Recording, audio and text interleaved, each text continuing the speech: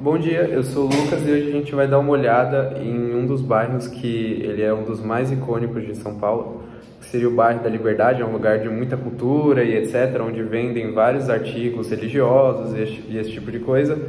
É uma região bem rica em questão de cultura, as pessoas vão muito lá naquele ambiente, tanto para, sei lá, tipo, ir numa festa daquela religião e etc, daquela cultura, e várias vezes já tiveram eventos que cultuavam a parte toda do Japão, né? Tipo, toda aquela parte do Japão que a cultura deles, ela fazia todos aqueles meios históricos virem à tona, eles são muito bem cultuados lá.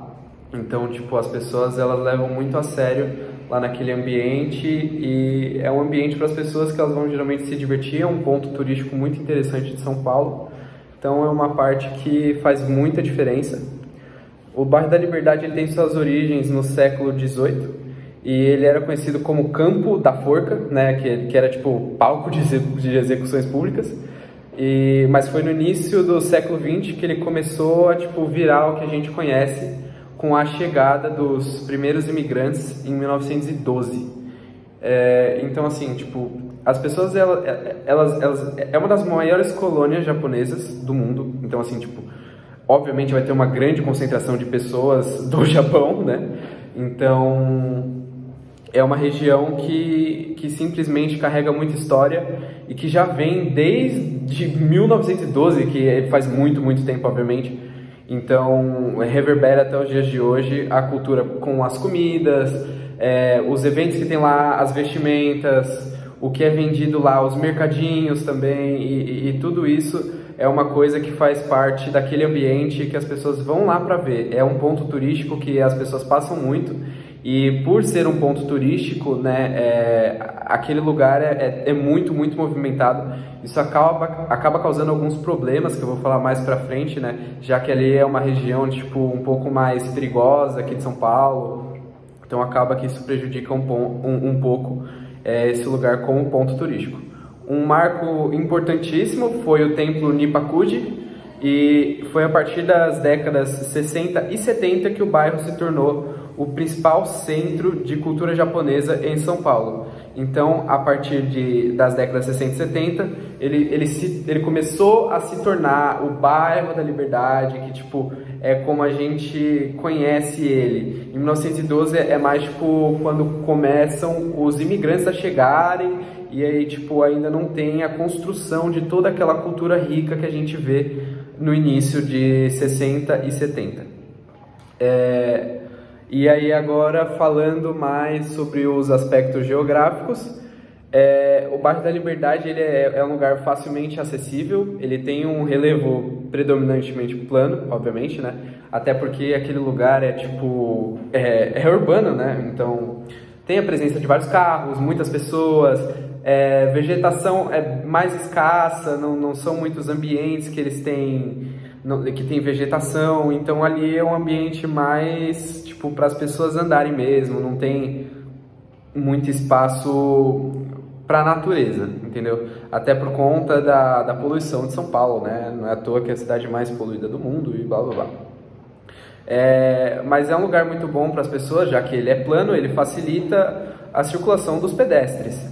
Apesar de ser um lugar com uma vegetação relativamente escassa, uma parte muito vegetativa seria a Praça da Liberdade, né, que é o principal espaço de lazer ali, que tipo, dá pra você dar uma andada ali, ver as pessoas geralmente ficam bastante tempo lá, até tem um lugar lá que tem um laguinho com alguns peixes, lá é um lugar super interessante, as pessoas vão lá pra jogar moedinha, igual a gente vê em qualquer desenho aí, pra dar sorte, elas jogam as moedas lá, realmente elas fazem isso, e o clima é subtropical, semelhante a de toda a cidade de São Paulo, né, com os verões quentes e os invernos amenos. Então, assim, tipo, não é algo muito fora do padrão o clima lá. Então, assim, é um lugar como qualquer outro.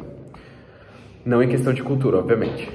O contexto econômico. O bairro da Liberdade, ele é um centro econômico muito importante. Existem diversas lojas lá. Então, tipo, os comércios principalmente, lá vende de tudo, obviamente, né? Vende negócio, sei lá, contrabandeado da China, eu não sei. Vende muita coisa diferente lá, vários produtinhos, várias comidas de fora, várias comidas japonesas, umas coisas muito diferentes. Vendem celulares, diversos aparelhos eletrônicos. Então as pessoas elas vão naquele ponto geralmente para adquirir as coisas mais baratas e etc. E fazer parte dessa cultura acessando de forma mais barata ali. Então é um ponto muito bom para isso.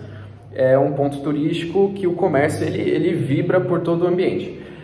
Ele é famoso por suas lojas, então tipo, são essas lojas que eu falei, esses lugares, os restaurantes, tem diversos restaurantes de comida japonesa lá, mas tipo, as comidas realmente japonesas. Então assim, tem um exemplo que é o restaurante Sal, que seria um rodízio, mas é um rodízio meio caro, eu não acho que vale a pena, mas é um lugar que tem cultura realmente japonesa ali, a comida é realmente japonesa, você vê que faz diferença. Tem as feirinhas, etc.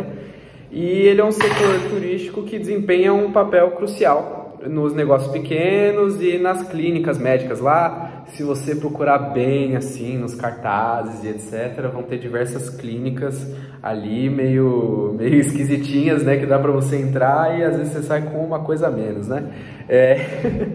E quanto à ocupação urbana, a gente tem uma crescente população ali que mora na rua, né? Isso é um grande problema ali, como eu havia dito no começo. Esse é uma coisa que atrapalha bastante o turismo na região. A parte imobiliária, ela mudou muito. Então, assim, tem uma coisa que eu vou ali para explicar, mas nem precisaria, não dá para ler ali, mas eu vou explicar.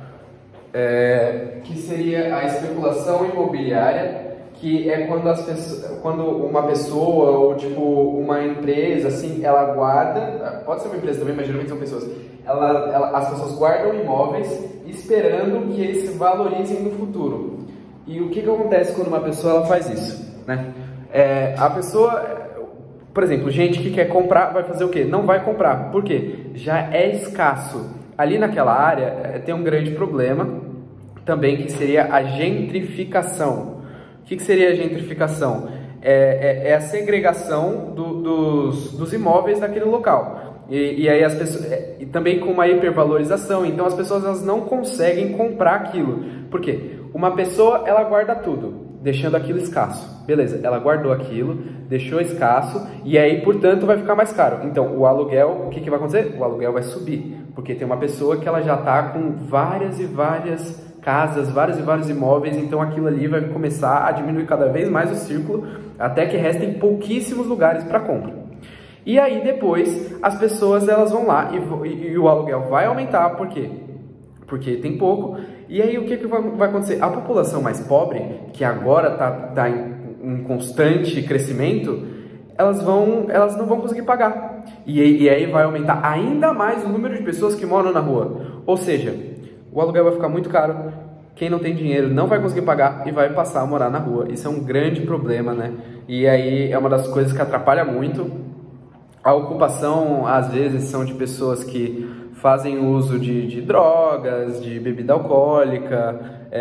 Então, assim, é um ambiente que, às vezes, você tem que tomar muito cuidado e isso pode acabar afugentando os turistas, né? Isso pode acabar atropelando com o sonho das pessoas de chegar aqui em São Paulo. Nossa, aqui é um ponto turístico muito legal, vou conhecer a cultura japonesa, eu posso conhecer a cultura japonesa no Brasil, nossa, que interessante. E aí vai passar a ser um ponto que vai ser denominado como marginalizado, né? Então, isso vai acabar acabando com tudo, mas vai acabar prejudicando toda aquela parte. Então, é importante a gente tentar reduzir isso e ver o que dá para fazer. A mobilidade urbana é um dos pontos fortes, né? Tipo, porque se você pensar, pô, tem um monte de metrô ali e aí um bairro conecta o outro muito facilmente, as linhas de ônibus, não falta ônibus ali, tem muito ônibus que passa, tem diversos pontos de ônibus ali, então, cara, tipo, em questão de mobilidade, ali é um ótimo lugar, é um lugar muito bom mesmo, não falta nada ali em questão de mobilidade, praticamente nada, né? Em questão de mobilidade, então assim, é um ponto muito bom, você já sai na boca da Liberdade, no coração dali, só subindo escadas. Então, tipo, você sai do metrô e já tá na boca da Liberdade, então é um lugar muito bom. O problema de lá é exatamente esse, que seria, no caso, o tráfego. por ser um lugar que passa muito ônibus, tem um grande número de pessoas e às vezes até mesmo acidentes ali, porque as pessoas, os usuários de drogas, né, eles passam por ali também, às vezes tem um acidente, então assim, nos horários de pico, não tem como, é muito difícil você passar ali, então o tráfego é sempre intenso, sempre tem um número muito grande de pedestres e também os eventos culturais, né, como eu havia dito, também, porque as pessoas vão parar ali no meio da rua, e tem carro querendo passar e ninguém vai passar, entendeu? Não vai passar. Aí tem os problemas e potencialidades do bairro, que seria aquela parte que eu falei, da economia, dos imóveis, das pessoas. As calçadas também precisam de melhorias, algumas estão quebradas, outras partes estão completamente destruídas, entendeu? Pichadas. A questão da segurança, obviamente, é uma questão que precisa de urgente resolução, né? Apesar do resto não ser um problema tão ruim assim, já que a calçada até vai, mas assim, agora, quanto a segurança é um problema péssimo. Mas por outro lado, como o bairro oferece uma rica diversidade cultural, infraestrutura comercial e essas coisas, as pessoas elas se atraem muito e o ambiente sempre volta a crescer e sempre volta a aumentar o potencial. Então a tendência é que cada vez mais tenham esses comércios e pessoas indo ali. As partes específicas é uma forte herança cultural, como eu tinha dito. A cultura japonesa é obviamente predominante, mas o bairro também é lar de chineses, coreanos e brasileiros de várias origens. Então, no Brasil, como é um lugar que tipo, tem a mistura de raças ali, tem pessoas de várias etnias, ali é um ambiente muito rico nessa questão também. Tipo, como um dos festivais, o Tanabata Matsuri e o Ano Novo Chinês são grandes atrações que eles celebram a diversidade, a convivência de diferentes culturas.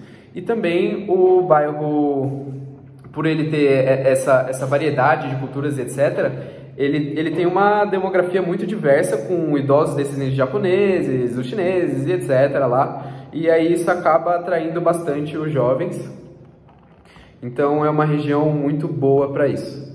E encerrando, a Liberdade é um bairro que, apesar de tudo isso, apesar dela ser um lugar mais perigoso e etc., é um lugar que entrega muita coisa pra gente, é um lugar que faz muita diferença em São Paulo, é um ponto econômico muito bom, é um ponto turístico muito bom, é um ponto comercial muito bom, apesar de ter imóveis muito escassos, é uma experiência única para turistas e também para as pessoas que vêm de outros estados do Brasil. E é isso, é assim que eu encerro contando a história de, pelo menos para mim, o melhor bairro de todos aqui em São Paulo. E é isso, muito obrigado.